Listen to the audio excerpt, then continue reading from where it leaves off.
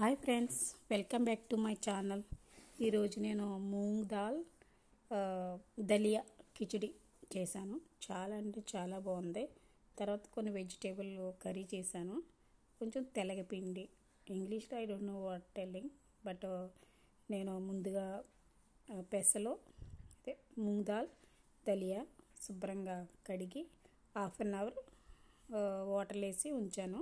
తర్వాత కుక్కర్లో వేసి కుక్కర్లో కొంచెం ఉప్పు సాల్ట్ వేసి 3 విజిల్స్ వచ్చే వరకు ఉడికించాను.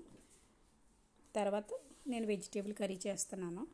So carrot, mushroom, onion and cauliflower. So ముందుగా ప్యాన్ పెట్టి ప్యాన్లో కొంచెం ఆయిల్ వేసి కొద్దిగా వేసాను. ఎందుకంటే ఇది చాలా హెల్దీ ఫుడ్, ఇది మన ఆరోగ్యానికి చాలా మంచిది. దీంట్లో ఫైబరు, తర్వాత ప్రోటీను, మినరల్స్ అన్నీ ఉన్నాయి కాబట్టి మనం చాలా బాగా ఉంటుంది. ఇది ఆరోగ్యానికి మంచిది. సో మీరు కూడా ట్రై చేయండి. కొంచెం వేగిన తర్వాత కాలీఫ్లవర్, క్యారెట్ అన్ని వెజిటేబుల్ వేసేసాను.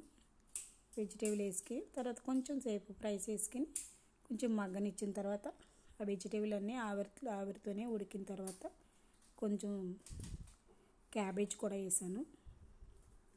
మీ దగ్గర ఉంటే వేసుకొని, లేకపోతే లేదు. కొంచెం సాల్ట్, టేస్ట్కి సరిపడా సాల్ట్, కొద్దిగా సాల్ట్ తక్కువగా ఉంటేనే మంచిది. సో తర్వాత మూత పెట్టి కాసేపు ఇంకా ఉడకనిచ్చి బాగా ఉడికిపోయాయి. తర్వాత కొంచెం పసుపు, కొంచెం కారం వేసి ఇంకా వాటర్ వేయకుండా ఒక 5 నిమిషాలు ఉంచి కొంచెం పెరుగు వేసాను. 2 స్పూన్లు పెరుగు.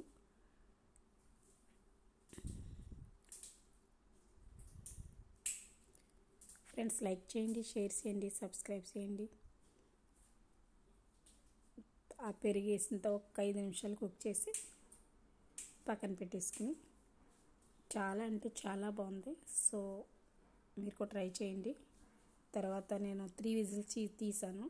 4 విజిల్ తీసుకుంటే బాగా ఉడుకుతుంది. ఇంకా కొంచెం పప్పు బాగా ఉడకలేదు. సో తెలగపిండి, తర్వాత ఇదేం వెజిటేబుల్ కిచిడి చాలా అంటే చాలా